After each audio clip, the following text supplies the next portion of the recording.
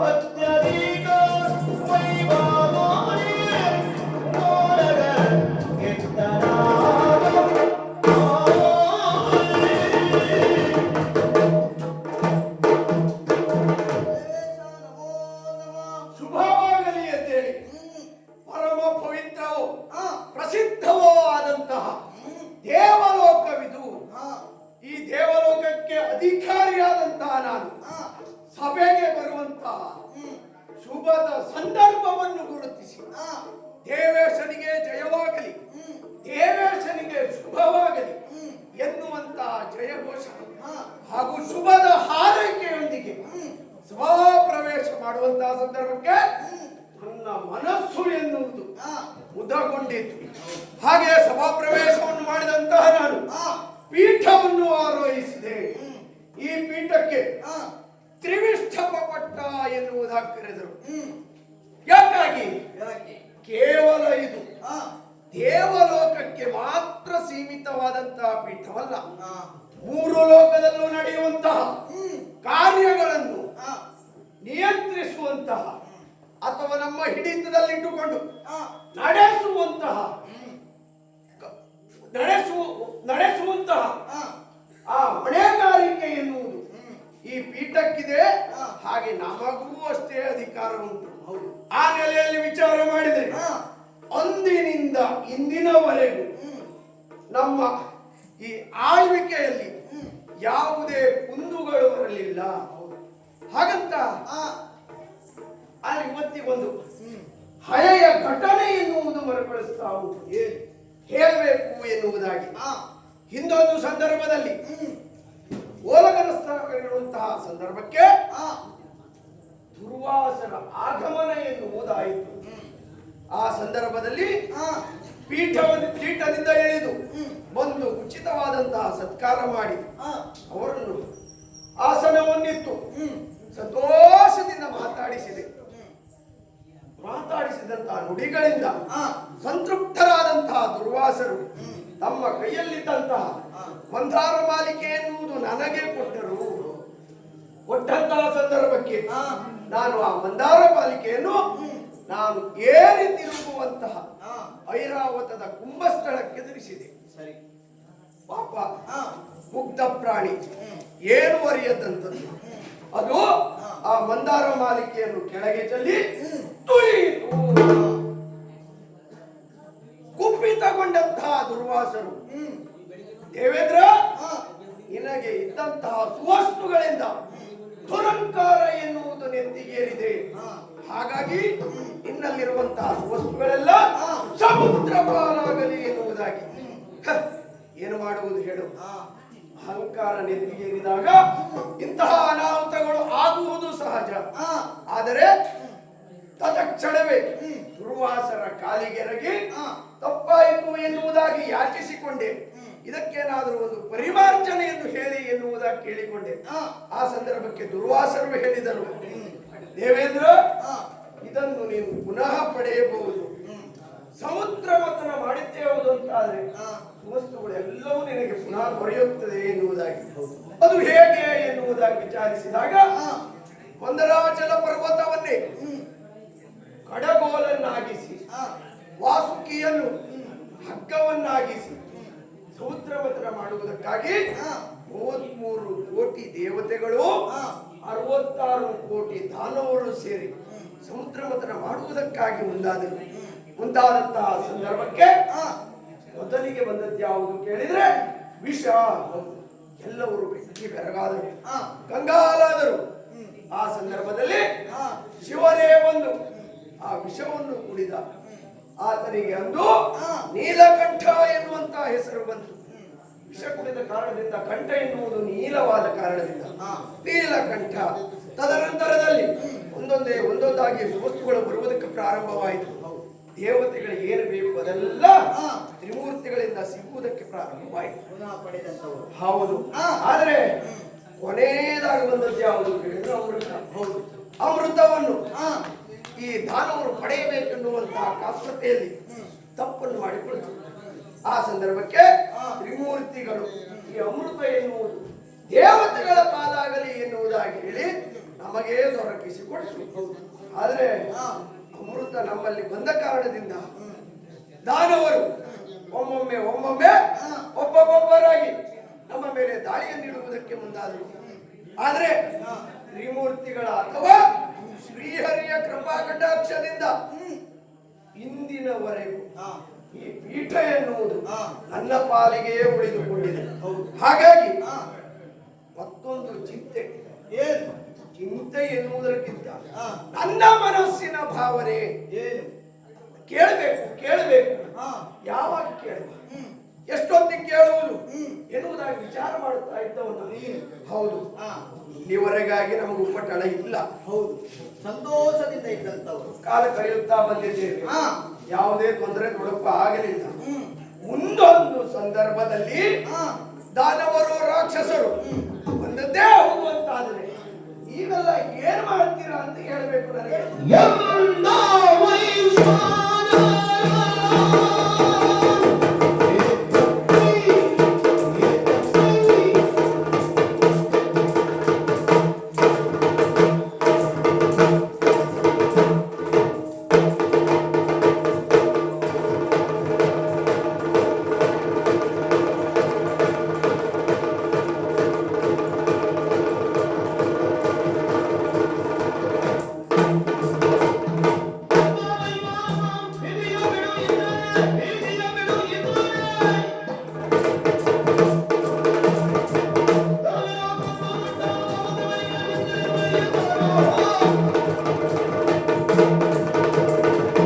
ದೇವೇಂದ್ರ, ಅಗ್ನಿದೇವ, ಇಲ್ಲಿವರೆಗಾಗಿ ಆ, ನಾನವರು ಅನೇಕ ಬಾರಿ ಆ, ದೇವಲೋಕದ ಪೀಠವನ್ನು ತನ್ನದಾಗಿಸಿಕೊಳ್ಳಬೇಕೆನ್ನುವಂತ ಕಾರಣಕ್ಕಾಗಿ ಆ, ಅನೇಕ ಬಾರಿ ಬಂದಂತವರು ಆ, ಬಂದಂತ ದಾನವರನ್ನು ಆ, ನಡೆದೋಡಿಸಿದಂತವರು ಆ, ಈಗ ನೀವು ಮತ್ತೆ ಕೇಳುವುದಕ್ಕೆ ಮುಂದಾಗುತ್ತಾ ಇದ್ದೀರಿ. ಹೌದು ಒಂದಾದ ವೇಳೆ ದಾನವರು ಬಂದಿದೆ ಹೋದಂತಾರೆ ನೀವೇನು ಮಾಡುತ್ತೀರಿ ಎನ್ನುವುದಾಗಿ. ಹೌದು. ಒಂದಾದ ವೇಳೆ ದಾನವರು ಬಂದಿದೆ ಹೋದಂತಾದ್ರೆ ಆ, ಆ ದಾನವರನ್ನು ಸುಟ್ಟು ಬಿಡುತ್ತೇನೆ. ಇದು ಅಲ್ಲಿ ನಾನಿದ್ದರೆ ನನಗೆ ಅಪ್ಪಣೆಯನ್ನು ಕೊಡಿ. ಆ, ನಿನ್ನ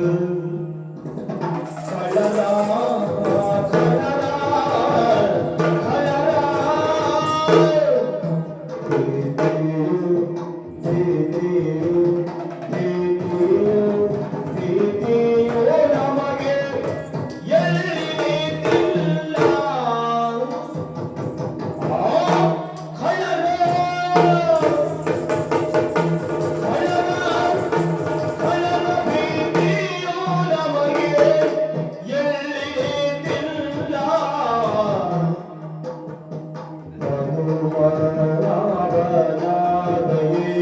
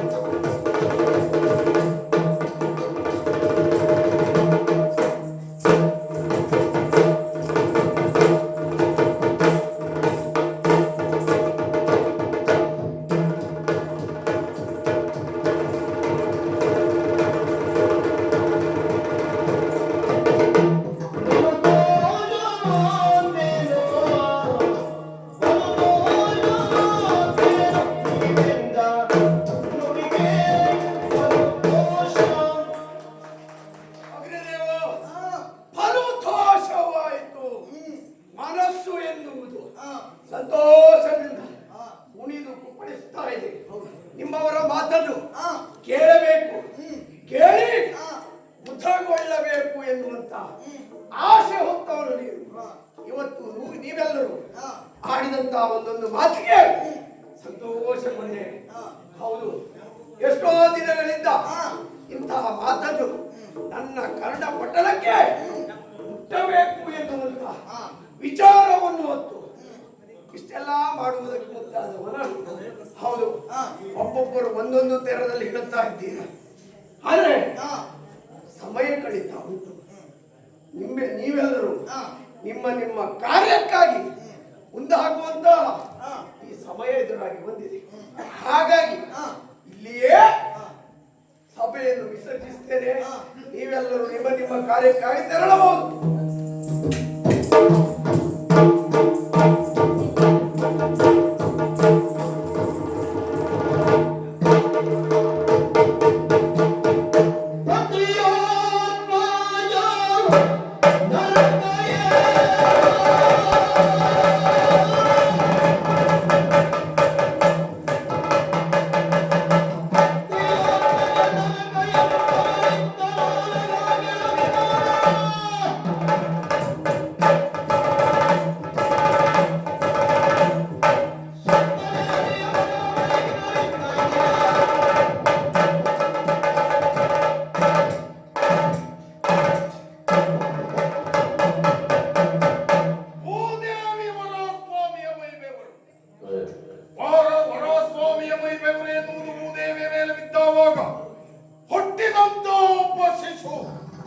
ಹೊರಳುತ್ತಾ ಹೊರಳುತ್ತಾ ಹೋಗಿ ನರಕಪಾಲದಲ್ಲಿ ಬಿದ್ದುದರಿಂದ ನರಕಾಸುರ ಎನ್ನುವಂತಹ ಹೆಸರನ್ನು ಪಡೆದು ವಶಿಷ್ಠರ ಆಶ್ರಮದಲ್ಲಿ ಬೆಳೆಯುತ್ತಾ ಇರುವಾಗ ನಮ್ಮ ಬೆಳವಣಿಗೆಯ ಮೇಲೆ ದೃಷ್ಟಿ ಬಿದ್ದದ್ದು ದಾನವರ ದೃಷ್ಟಿ.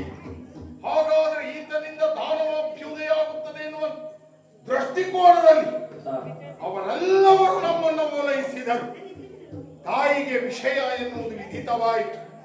ಹಾಗಾದ್ರೆ ಒಂದಲ್ಲ ಒಂದು ದಿವಸ ನನ್ನ ಮಗನಿಗೆ ಕಂಟಕ ಎನ್ನುವುದು ಕಟ್ಟಿಟ್ಟದ್ದು ಎನ್ನುವುದಾಗಿ ತಿಳಿದು ನೇರವಾಗಿ ಹೋಗಿ ಭಗವಾನ್ ನಾರಾಯಣನನ್ನು ಪ್ರಸನ್ನೀಕರಿಸಿಕೊಳ್ಳುವುದರ ಮುಖೇನವಾಗಿ ಮಗನ ಯಾವಾಗ ಅವನೇ ಮೈದಾರಿ ಬಂದು ಇದ್ದಂತ ವೈಷ್ಣವಾಸ್ತ್ರ ಇದು ನಮಗೆ ಮೂಲ ಬಂಡವಾಳವಾಯಿತು. ಆಮೇಲೆ ಆತನೇ ಹೇಳಿದ್ದಾನೆ, ಒಂದು ದಿವಸ ತಾಯಿ ತಂದೆಯರ ಸಮ್ಮುಖದಲ್ಲಿ ಹೋರಾಟವನ್ನು ನಡೆಸಿದಂತ ವೇಳೆಯಲ್ಲಿ ಆ ತಾಯಿ ತಂದೆಯರಿಂದಲೇ ಇವನ ಅಂತ್ಯ ಎನ್ನುವುದಾಗಿ ಲೋಕಮುಖದಲ್ಲಿ ಕೆಟ್ಟ ಮಕ್ಕಳನ್ನು ಕಾಣುವುದಕ್ಕೆ ಸಾಧ್ಯತೆ ಉಂಟು, ಕೆಟ್ಟ ತಂದೆ ತಾಯಿಯರನ್ನ ಕಾಣುವುದಕ್ಕೆ ಸಾಧ್ಯವೇ ಇಲ್ಲ. ಆದ್ದರಿಂದ ನಾನು ಅಜೇಯ ಅಪ್ರಮೇಯ ಅವಿನಾಶಿ ಎನ್ನುವುದಕ್ಕೆ ಎರಡು ಮಾತಿಲ್ಲ. ಮಾಡಲೇಬೇಕಾದಂತಹ ಕಾರ್ಯ ಇನ್ನು ನಮ್ಮ ಸಾಧನೆ.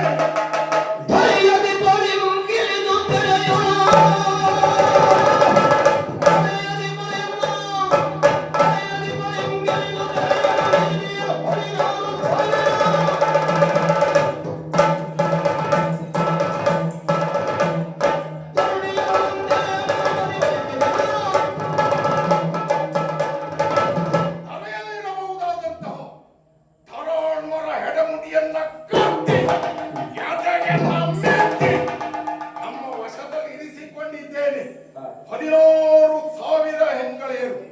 ಇವರೆಲ್ಲರನ್ನು ಹೀಗೆ ಒಗ್ಗೂಡಿಸುವುದಕ್ಕೆ ಕಾರಣ ಉಂಟು. ದಾನವಾಭ್ಯುದಯ ಆಗಬೇಕು ಎನ್ನುವುದಾಗಿ. ಕ್ಷೇತ್ರ ಉತ್ತಮವಾದದ್ದೇ ಹೌದು ಅಂತ ಹೇಳಿದ್ರೆ ಬೀಜದ ಪ್ರಶ್ನೆಯೇ ಇಲ್ಲ. ಎಂತ ಬೀಜವೇ ಆಗಲಿ ಮೊಳಕೆ ಒಡೆದು ಸಸಿಯಾಗಿ ಹೆಮ್ಮರವಾಗುತ್ತದೆ ಎನ್ನುವುದಕ್ಕೆ ಎರಡು ಮಾತಿಲ್ಲ. ಯಾವುದಕ್ಕೊಂದು ಶುಭ ಗಳಿಗೆಯನ್ನು ನಾನು ಕಾಯುತ್ತಾ ಇದ್ದೇನೆ. ಇಂದಲ್ಲ ನಾಳೆ ಬಂದೇ ಬರುತ್ತದೆ, ಬರಲೇಬೇಕು. ಎಂದಾಗಬೇಕಾದದ್ದೇನು